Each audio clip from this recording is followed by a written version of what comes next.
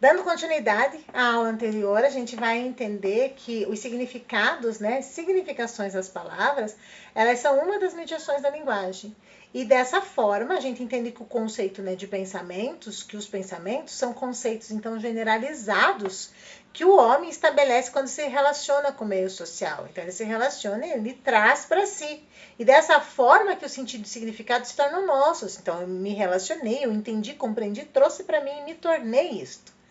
Isso implica dizer que a linguagem ela também é um instrumento de mediação na apropriação de outros instrumentos, né? Porque à medida então que eu me relaciono, eu vou compreendendo os outros significados nesta relação social com o outro, com o ambiente, com a cultura, né? Com os locais aonde eu frequento. E é assim que eu me aproprio de todos esses significados sociais, trazendo eles muito para o meu mundo psicológico. Os significantes, eles estão relacionados com as atividades que o sujeito exerce no meio externo, né? Então, a gente vai entender que essas atividades, elas ocorrem por meio da comunicação que vai se estabelecer, então, entre si, entre, né, aquilo que eu acredito, aquilo que que está internalizado, e vai formando os pensamentos ou conceitos. Conceitos que são, então, necessários para o homem se apropriar dos significantes que estão embutidos aí no meio social. Assim, quando o sentido da coisa vai ser compreendido, a pessoa, então, passa a ter a possibilidade de transformar esses conceitos que foram socialmente internalizados, dando um novo significado a certos conceitos já anteriormente cristalizados.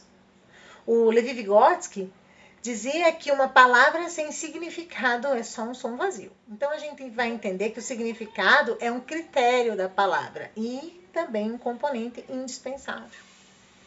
É muito importante compreender, né, as pessoas nas suas totalidades, tá? O que envolve, e isso vai envolver, então, analisar a pessoa por meio da história dela, da sociedade onde ela viveu, a cultura na qual ela se desenvolveu, na qual ela está inserida naquele momento, porque é assim que a gente vai conhecer a influência desses fatores nessa construção da subjetividade individual. O que essa pessoa está dizendo de si? O que realmente ela traz, né, de influência desses fatores sociais, culturais, da educação, na construção dela própria? Ou ainda na influência dos sentidos que foram formatados, né, a partir desses símbolos todos com os quais eu vivi. E é isso que vai, então, moldando, por exemplo, os meus valores morais e as minhas ideologias. E se a gente buscar conhecer, a gente vai entender essas influências. E é dessa maneira que a gente frisa que a visão de homem que a gente vai estudar aqui é desse homem constituído social e historicamente, trazendo a compreensão de que o homem não se desenvolve naturalmente, ou seja, ele não é biológico, nasceu, cresceu e se desenvolveu como uma planta, por exemplo. Não. Ao contrário, ele é constituído e desenvolvido a partir das relações que ele tem, que ele exerce no decorrer da sua própria história de vida. Sendo, então, a intervenção e a ação, que é isso que vocês fazem com esses adolescentes, intervir, uma das ferramentas que também auxiliam na transformação desse meio social. Mais uma vez, a Bock, Furtado e a Teixeira, né, eles vão trazer uma definição clara sobre esse ponto de vista. Quando eles dizem que os fenômenos do mundo psíquico, ou seja, do mundo interno de cada um, eles não são naturais do mundo psíquico. Mas, ao contrário, são fenômenos que vão se desenvolvendo, se constituindo à medida em que o sujeito, esse homem, eu, você, né, todos nós, atuamos, ou seja, agimos no mundo e nos relacionamos com outras pessoas. O mundo social, então, deixa de ser visto como um espaço de oposição. Esse mundo social e eu, a gente está brigando. Não. Ele não é mais oposição às nossas vontades, aos nossos impulsos. Ao contrário, ele passa a ser visto como um lugar no qual o nosso mundo psicológico se constitui. Então, a visão do sujeito biologicamente já não satisfaz a necessidade nem a científica, muito menos a nossa, né, gente? Nem essa visão do homem-máquina que a gente foi estudando tanto ao longo do tempo. Isso não traz mais respostas suficientemente boas para as demandas que a gente vai estudando e vai se relacionando ao longo do nosso trabalho e da nossa vida. E é a partir daí que o Vygotsky, né, o Levi Vygotsky, encontra lá na obra do Karl Marx, que é O Capital, ele encontra alguns pressupostos epistemológicos que vão dar suporte à teoria e método dele, né, da abordagem histórico-cultural. E por quê? Justamente por compreender o homem na relação. Esse homem que se produz a partir do meio externo, né, de algo que está disponível lá na natureza e que é produzido na relação, tanto com a natureza quanto com o produto dela. Então, eu vou lá, busco algo na natureza, transformo aquilo e me relaciono com este produto. Eu comentei antes da pedra lascada, que se torna então uma faca. Opa, facilitou a minha vida. Então eu já consigo caçar, vamos pensar no homem da caverna. Então eu consigo caçar com mais facilidade.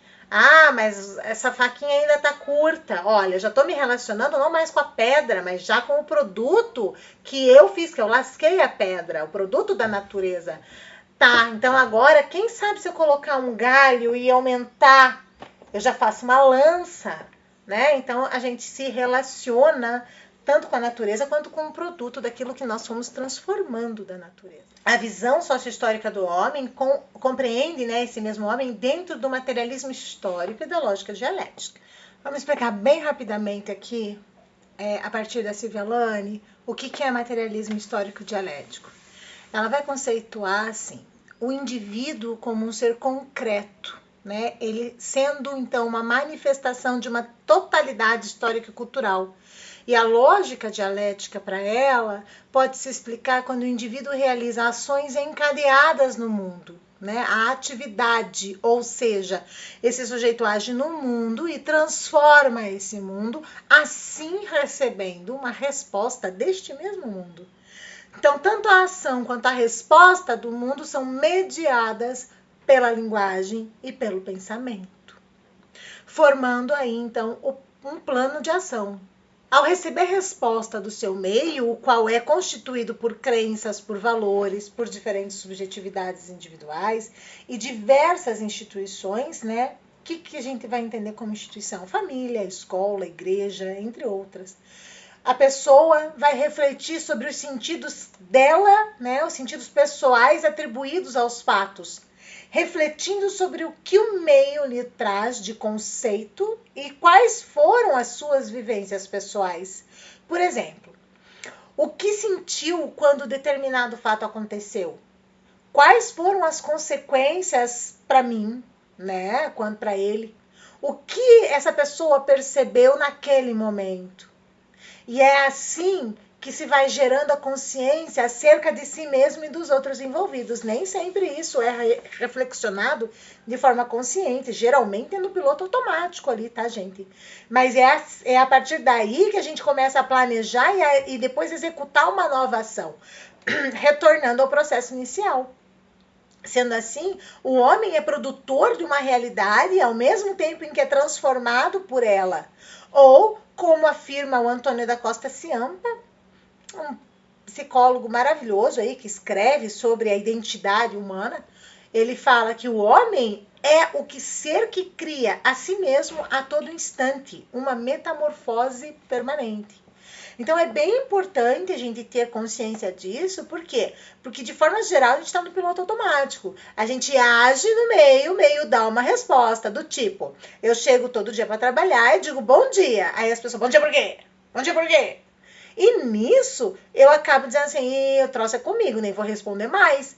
E quando eu vejo, eu sou uma pessoa fechada, calada, que não dou mais bom dia. Por quê? Porque de repente eu vi uma ou duas vezes uma pessoa, sei lá, que estava de mal com a vida, estava de TPM, estava com algum problema pessoal e trouxe aí uma resposta grosseira.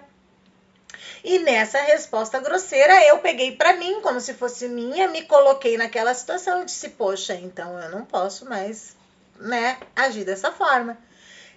De forma geral, isso é muito no piloto automático. A ansiedade vem muito a partir daí. Eu tive uma experiência aqui, eu acho que, se eu for agir, vai acontecer a mesma coisa. Se eu for lá na frente agir de uma forma semelhante, vai acontecer a mesma coisa. Tá? Então, a consciência mesmo se dá quando a gente começa a compreender tudo isso. E aí que a gente começa a fazer um link com a inteligência emocional. Então, eu tenho que começar a compreender quem eu sou dentro dessas relações, que papel eu ocupo, onde é que eu estou, que papel eu estou desempenhando agora, por exemplo, no meu trabalho, qual é o meu papel dentro de casa, eu sou a mãe, eu sou a esposa, eu sou o pai, o marido, eu sou o filho. Que papel eu estou desempenhando e de que forma, que respostas esse mundo, eu espero desse mundo e quais são as respostas possíveis que esse mundo pode me dar, que esse outro, pai, mãe, filho, marido, esposa, educando, cliente, paciente. Quais são as respostas possíveis que ele pode me dar? Pode ser que não seja a resposta que eu espero. E aí, quando a gente começa a perceber como o meu corpo reage, o que é que eu percebo da minha emoção, o que é possível que seja dado no meio externo, e aí eu reflito, qual reação cabível aqui? Qual a reação que eu posso trazer, que cabe neste momento? Eu começo, então, a trazer um pouco mais desse conceito de inteligência emocional para o meu dia a dia.